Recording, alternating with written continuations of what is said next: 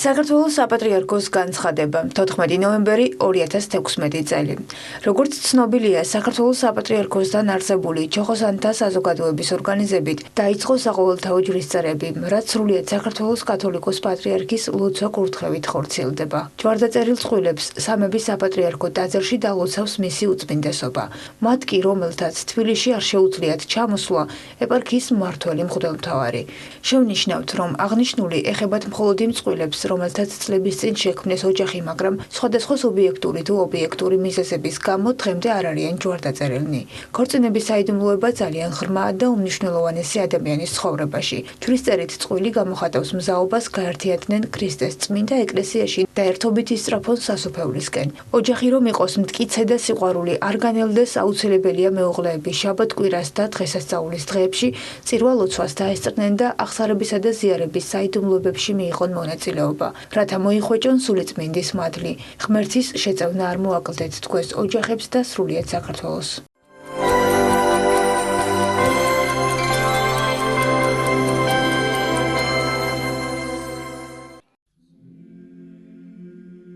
მართლმადიდებელი ეკლესია 14 ნოემბერს წმინდა მოწამე ერმინიგელდის მოწამეებს კვირიენასა და იულიანას და მღვდელმოწამეებს იოანე ეპისკოპოსსა და იაკობ ხუცესს მოიხსენიებს. მოწამე ერმინიგელდი საკუთარმა მამამ აწამა. წმინდანის მამა გუთების მეფე და არიანული ეკლესიის მიმდევარი იყო. ერმინიგელდმა მართლმადიდებელი ეკლესიის მოძღვრებით უარი განაცხადა ერესზე. ამის გამო განრისხებულმა მეფემ შვილს მემკვიდრეობა წაართვა და ციხეში გამოკეტა. მაცხოვრის ბრწყინვალე აღდგომის დღეს მამამ ციხეში არიანელი ეპისკოპოსი წარგზავნა, რათა შვილი ისევ ძველ აღმსარებლობაზე დაებრუნებინა. თუმცა ღვთისმრჩეულმა მტკიცე უარი განაცხადა, რის შემდეგაც მას 586 წელს თავი მოჰკვეთეს. მოწამეები კვირიენა და იულიანა მესამე საუკუნის მიწურულს მაქსიმილიანეს მეფობის დროს ცხოვრობდნენ. ჭეშმარიტი სარწმუნოებისთვის მათ მრავალი ტანჯვა წამება გამოიარეს და შემდეგ კილიკიაში დაწვეს.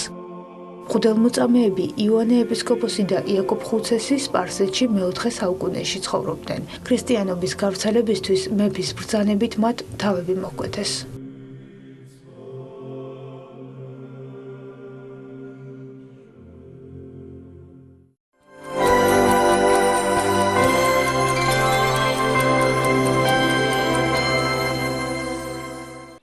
რუსთველი მიტროპოლიტი იოანეს გამრეკელი 70 წლის იუბილესადმი მიიძღვნილ საღამოს საპატრიარქოსთან არსებული ახალგაზრდობის სულიერი და ინტელექტუალური განვითარების ცენტრმა უმასპინძლა. ღონისძიება გელათის მეცნიერებათა აკადემიის ორგანიზებით შედგა. შეხვედრას მანგლელი მიტროპოლიტი ანანიამ, სხვა სასულიერო პირები და მოწვეული სტუმრები დაესწრნენ. საღამოს მონაწილეებმა მღვდელმთავარს საიუბილეო თარიღი მიულოცეს და მის მოღვაწეობაზე ისაუბრეს. შეხვედრის ფარგლებში რუსთველი მიტროპოლიტის იოანეს ცხოვრებისა და შემოქმედების შესახებ გადაღებული ფილმის წარდგინებაც გაიმართა. მე არ ვიყავი საქართველოში ერთი კვირა და ამ დროს სიურპრიზი დამახვედეს, ისე რომ მადლობის მეტი არაფერი არ მეთქვის.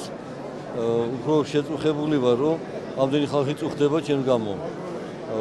მე ვფიქრობ, რომ ბევრ ადამიანს საქართველოში უფრო მეტი გაუკეთებია და ისინი არ ჩანან ხოლმე და უფალმა ესე განაგვეთყობა, უნდა მოვითმინო ქებას. ჩვენ დღეს დიდი პატივისცემით და სიყვარულით აღნიშნავთ ჩვენი ძვირფასი მეუფის იოანეს დაბადებიდან 70 წლის თავს. თქვენ მოგეხსენებათ, რომ მეუფე იოანე არის ჩვენი საქართველოს წმინდა ეკლესიის წმინდა სინოდის წევრი, ერთ-ერთი გამორჩეული დიდი მიტროპოლიტი არის. მე მინდა გავიმეორო ჩვენი უწმინდესი პატრიარქის სიტყვები, რომ ის არის ეკლესიის დიდი კაცი, დიდი მოაზროვნე, დიდი მოღვაწე და ამიტომაც ჩვენ დღეს დიდი სიხარულით მოვედით. მოგეხსენებათ, რომ დავის აღმაშენებლის ეპოქა განსაკუთრებული გახლავთ საქართველოს ისტორიაში და ამ განსაკუთრებულობის ერთ-ერთი გენელი იმაში მდგომარეობს, რომ მან შექმნა გელათის აკადემია. რომელმაც დიდი როლი შეასრულა ქართველთა საგანმანათლებლო სივრცეში. და აი სრულიად საქართველოს კათოლიკოს პატრიარქის ილია მეორის ძალისხმევით და სახელმწიფოს თანადგომით აღსდგა გელათის მეცნიერებათა აკადემია და დღეს არის საზეიმო სხდომა, რომელიც ეძღვნება გელათის მეცნიერებათა აკადემიის პრეზიდენტის მიტროპოლიტ იოანე გამრეკელის 70 წლის თავს. ეს გახლავთ ძალზე ღვაწლმოცილი პიროვნება, რომელმაც თანამედროვე ქართულ ენაზე ღვთისმსხურიერი ენის შენარჩუნებით ძველი ქართულ ენიდან ბიბლია, მოსეს ხუთწიგნეული და ახალი აღთქმის წიგნები თარგმნა ახალ ქართულ ენაზე. ძალიან დიდი ხანია ვის ერთმანეთს ვიცნობთ. დაწყებული იქიდან, როდესაც ჩამოყალიბდა პირველი 90-იანი წლების დასაწყისში ეკოლოგიური განხილების პროგრამა, იყო ჩვენი ბორდის წევრი, საბჭოს წევრი, ძალიან ბევრს ვღუნავდა ბუნებაზე, ეხლა უკვე განათლების კომიტეტის თავმჯდომარე არის და აქედან მოგვიწია ძალიან ხშირად გვიწევს კომუნიკაცია. ჯანმრთელობას უსურვებდა ყოველივე საუკეთესოს მეუფეს. მეუფე გახლავთ გელათის მეცნიერებათა აკადემიის აკადემიკოსი და ამავე აკადემიის პრეზიდენტი. მისი თავოსნობით არაერთი წიგნი არის გამოსული. იგი გახლავთ ასევე ბიბლიოლოგიის თარგმნის ცენტრის ხელმძღვანელი და გელათის მეცნიერებათა აკადემიაში მისი თავოსნობით მოეწყო 2012 წელს სამეცნიერო ექსპედიცია თურქეთში. ძალიან საინტერესო იყო ეს ექსპედიცია. მეუფე შემთხვევითი არ არის, ინტელიგენტთა ოჯახიდან არის გამოსული. მისი მამა გახლავთ ისტორიის მეცნიერებათა დოქტორი, პროფესორი, რეპრესირებული პიროვნება, რომელმაც 24 წელი გადასახლებებში გაატარა და ამანაც იმოქმედა მეუფის სოფხედელობის ჩამოყალიბებაზე. რუსთველი მიტროპოლიტი იოანე მღვდელმთავრად 2008 წლის 27 ივნისს წმინდა სინოდის განჩინებით გამოარჩიეს. 2010 წელს მას სრულიად საქართველოს კათოლიკოს პატრიარქმა, მცხეთა-თბილისის მთავარეპისკოპოსმა და ბიჭვინთისა და ცხომ-აფხაზეთის მიტროპოლიტმა, უწმინდესმა და უნეტარესმა ილია მეორე მთავარეპისკოპოსად დაასხა ხელი და რუსთავისა და მარნეულის მმართველ მღვდელმთავრად დაადგინა. ერთი წლის შემდეგ კი საქართველოს ეკლესიის მწყემსმთავარმა იგი მიტროპოლიტის ხარისხში აღაბარა.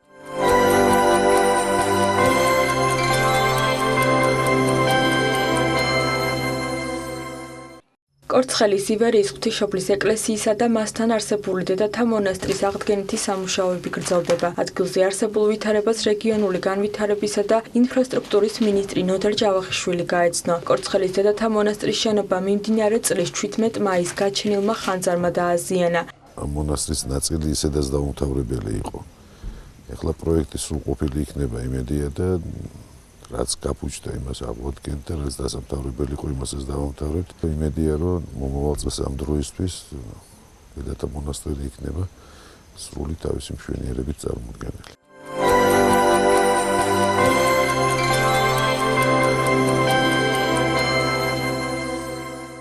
ზაქარია ფალიაშვილის სახელობის ოპერისა და ბალეტის თეატრს ახალი სამხატვრო ხელმძღვანელი ჰყავს. ბადრი მაისურაძის კანდიდატურა ხმათა უმრავლესობით კულტურისა და ძეგლთა დაცვის მინისტრს წარედგინა, რის შემდეგაც მიხეილ გიორგაძემ იგი აღნიშნულ პოსტზე დანიშნა. უცხების ხელმძღვანელის ბრძანება ძალაში 14 ნოემბრიდან შევიდა. ბადრი მაისურაძემ ოპერისა და ბალეტის თეატრის სამხატვრო ხელმძღვანელის თანამდებობას 4 წლის ვადით დაიკავებს. მაქვს პატივი წარმოგიდგინოთ ახალი სამხატვრო ხელმძღვანელი ადამიანი, რომელზეც საუბარს მე არ დავიწყებ, იმიტომ რომ ბატონ ბადრის არც დამსახურებების, არც რეგალიების, არც მისი შემოქმედებითი გავლილი გზა არავისთვის საიდუმლო არ არის. მინდა მხოლოდ კიდევ ერთხელ თითოეული თქვენთაგანის სახელით, სამინისტროს სახელით მიულოცო მას არჩევა ამ ძალიან საპასუხისმგებლო თანამდებობაზე. მინდა მივესალმო მას კიდევ ერთხელ თქვენი სახელით, უსურვო მას წარმატება, აღვთქვა მას ყველანაირი გვერდჩიდგომა და მხარდაჭერა, რაც კი სამინისტროს კომპეტენციის და შესაძლებლობის ფარგლებში იქნება, მაგრამ რაც ყველაზე თავარია, მინდა უსურვო მას ძალიან ნაყოფიერი მუშაობა. მინდა მადლობა გადავიხადოთ იმისთვის, რომ ჩვენ როგორც ერთიანი ოჯახი შევძლებთ ისე ვიცხოვროთ, როგორც ეკადრება თეატრის ისტორიას და იმ მომავალს, რა მომავლისთვისაც დღეს ჩვენ აქ ვართ. დღეს ჩვენი წითხვედრია ეს დრო, რომ მომავალ პერსპექტივას დავუდოთ ის საფუძველი, რომ ჩვენ ზემოაღებთ და შევხედოთ ერთმანეთს და გავაგზავნოთ.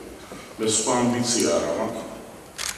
მე ჩამოვედი იმისთვის, რომ ავიკაბიცოთ ხელები, ყველა სახელოები და მაკეთოთ საქმე, რომელსაც ოპერის და ბალეტის თეატრი.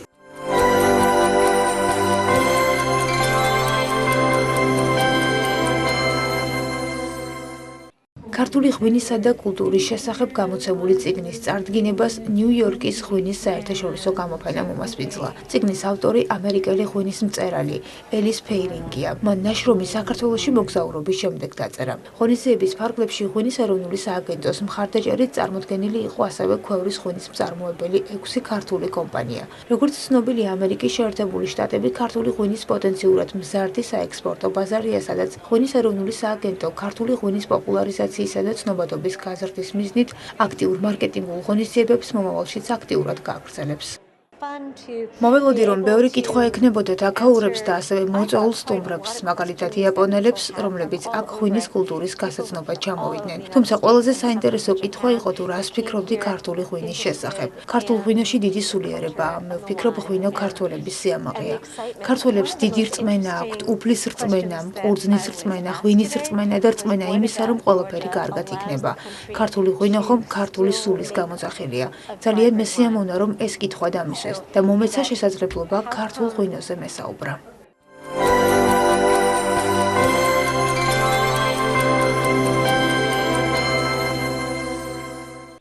თბილისის სახელმწიფო უნივერსიტეტის იურიდიულ ფაკულტეტსა და შრომის ჯანმრთელობისა და სოციალური დაცვის სამინისტროს შორის ურთიერთთანამშრომლობის მემორანდუმი გაფორმდა. ხელშეკრულება კოლექტიურ შრომით დავებში მედიატორთა თანაშემწეებად, სტუდენტების მომზადებას, თეორიულ და პრაქტიკულ საკითხებში გამოცდილების გაზიარებას და მედიაციის ინსტიტუტის განვითარებას ემსახურება. დოკუმენტს ხელი იურიდიული ფაკულტეტის დეკანმა ირაკლი ბურდულმა და ჯანდაცვის სამინისტროს შრომისა და დასაქმების პოლიტიკის დეპარტამენტის ხელმძღვანელმა ელზა ჯგერენაიამ მოაწერეს. ჩვენმა ახალგაზრდებმა უნდა შეიმეცნონ, რას წარმოადგენს მედიაციის ინსტიტუტი და განსაკუთრებით კოლექტიურ შრომით სამართლებრივ დავებში და რაც უფრო მაღალი იქნება ხარისხი და პროცენტი კოლექტიური შრომით სამართლებრივი დავების მედიაციის მეშვეობით მშვიდობიანად გადაწყვეტისა, მით უფრო წაადგება ეს საზოგადოების მშვიდობის საქმეს და სამოქალაქო სტაბილურობის საქმეს. ეს ხელს შეუწყობს ამ შრომითი მედიაციის ინსტიტუტის გაძლიერებას, კოლექტიური შრომითი დავების მშვიდობიანი გზებით მოგვარების პროცესების ხელშეწყობას და შესაბამისად კვალიფიციური კადრების მომზადებას, რაც მნიშვნელოვანი და აუცილებელია საქმისათვის.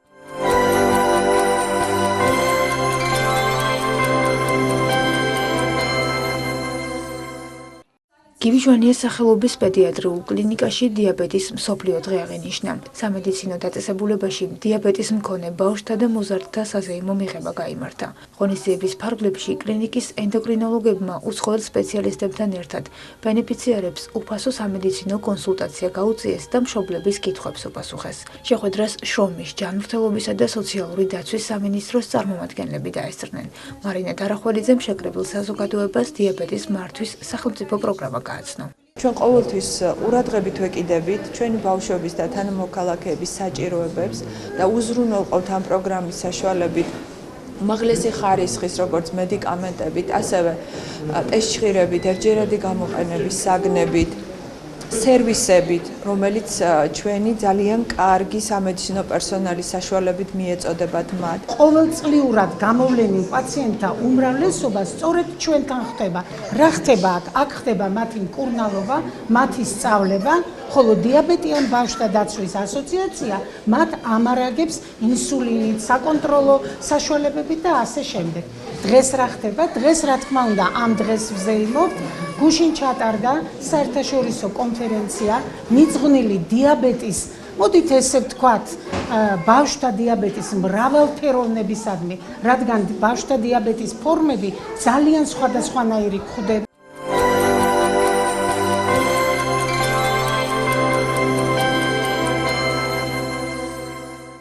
რეგიონებში საზოგადოებრივი ცენტრების მშენებლობა გრძელდება. იუსტიციის მინისტრმა თეატრო ლუკიანმა 53-მე საზოგადოებრივი ცენტრი ახალქალაქის მუნიციპალიტეტის სოფელ კუმურდოში გახსნა.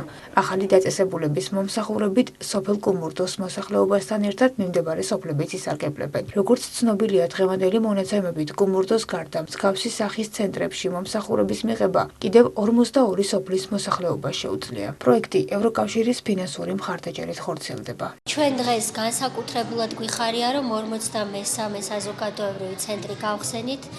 სოფელ კუმურდოში, სადაც არასოდეს სახელმწიფო სტრუქტურას თავისი ფილიალი არ ქონია, არასოდეს ყოფილა ბანკის ან რომელიმე სხვა მათ შორის მობილური ტელეფონის კომპანიის ფილიალი და რეალურად ჩვენ ამ ინფრასტრუქტურით პირველად მივეცით ამ სოფელს, სადაც 100% მოსახლეობის არის ეთნიკურად სომეხი, შესაძლებლობა რომ ისარგებლოს იმავე სერვისებით, რითაც სარგებლობს ბათუმის, ახალციხის, ქუთაისის თუ თბილისის მოსახლეობა.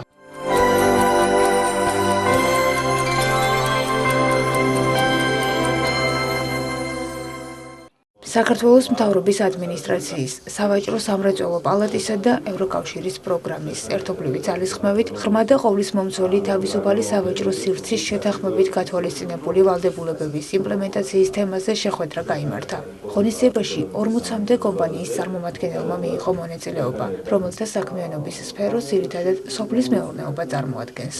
დღეს ჩვენ მართავთ შეხვედრას კერძო სექტორის წარმომადგენლებთან ღრმა და ყოვლისმომცველი თავისუფალი ვაჭრობის შესახებ იმპლემენტაციის კუთხით, რაც ძალიან მნიშვნელოვანია რომ გავაცნოთ ჩვენ კერძო სექტორს თუ რა ღონისძიებებს აკეთებს ჩვენი მთავრობა იმ კუთხით, რომ მაქსიმალურად დავუახლოვდეთ ევროკავშირს, როგორც საკანონმდებლო კუთხით, ასევე ინსტიტუციონალურად და შესაბამისი ინფრასტრუქტურის განვითარებით. მოხარულები ვართ, რომ ეკონომიკისა და სოფლის მეურნეობის სამინისტროსთან ერთად ჩართულები ვართ ამ ღონისძიების ორგანიზებაში და ჩვენი მხრიდან, რაც შეიძლება რომ შევთავაზოთ რეგიონულ ბიზნესს, ეს არის DCFTA-ის, ანუ ევროკავშირთან ღრმა და თავისუფალი ვაჭრობის ხელშეკრულების შესახებ ინფოცენტრების გახსნა რეგიონებში, კერძო სექტორისთვის და კერძო კომპანიებისთვის, რომელსაც გეგმავს სავაჭრო სამრეწველო პალატა საერთაშორისო დონორების დახმარებით და სადაც თითოეულ მეწარმეს ექნება საშუალება მიიღოს ყველა კითხვაზე პასუხი, თუ როგორ უნდა აწარმოოს თავის პროდუქტი და როგორ უნდა გახდეს ის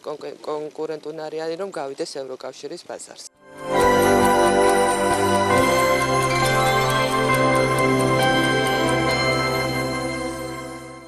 თბილისი იტალიური მოდის ისტორიის 60 წლისთავისადმი მიძღვნილ გამოფენას უმასპინძლებს.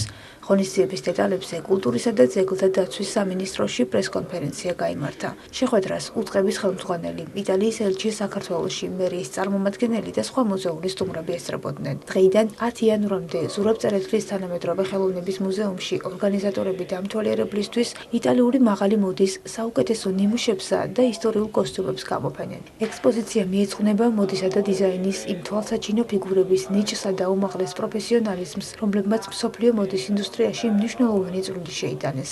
ასევე წარმოდგენილი იქნება ისტორიული სამოსი, რაც მოდელებსა და ცნობილ მსახიობებს კინოფილმებსა და წითელ ხალიჩაზე აფშვენებდათ. ძალიან საინტერესო პროექტი არის თავის შინაარსით. პირველ რიგში ვფიქრობ, რომ ეს როგორც ფართო საზოგადოებისთვის, ასევე მოდის ინდუსტრიაში მოღვაწე პროფესიონალებისთვის იქნება საინტერესო ეს პროექტი ძალიან ბევრ ქვეყანაში დიდი წარმატებით სარგებლობს და დარწმუნებული ვარ, რომ საქართველოს თბილისი არ იქნება გამონაკლისი. ის გაამდიდრებს ერთ მნიშვნელოვნად იმ კულტურულ ლანდშაფტს, რომელიც თბილისში არსებობს, გულისხმობ იმ კულტურული ღონისძიებების, ასე ვთქვათ, კრივს, რომელიც სტარდება და კიდევ მომავალ და კიდევ ამ წლის ბოლომდე ჩატარდება, ასე რომ დარწმუნებული ვარ, რომ ხალხმრავლობა იქნება გამოფენაზე. გამოფენაზე წარმოდგენილი იქნება ყველა ცნობილი დიზაინერის ნამუშევარი. მინდა გითხრათ, რომ ნიმუშებს აერთიანებთ სილამაზისადმი გამორჩეული დამოკიდებულება და საკუთარი საქმისადმი სიყვარული. ზოგადად იტალიაში მოდა გლობალური გახდა მეორე მსოფლიო ომის შემდეგ. ამას ხელი შეუწყო ასევე იტალიური კინემატოგრაფის განვითარება. შემდგომში კი ეს სფერო დიზაინერებმა და მოდის სახლებმა ინდუსტრიად აქციეს. ჩვენ ამ გამოფენაზე მოგიყვებით ისტორიას, იტალიური მოდის განვითარების ეტაპებს და ვფიქრობ, როგორც დამთვალიერებლისთვის, ასევე ქართული სამოდელო სფეროს წარმომადგენლებისთვისაც საინტერესო იქნება.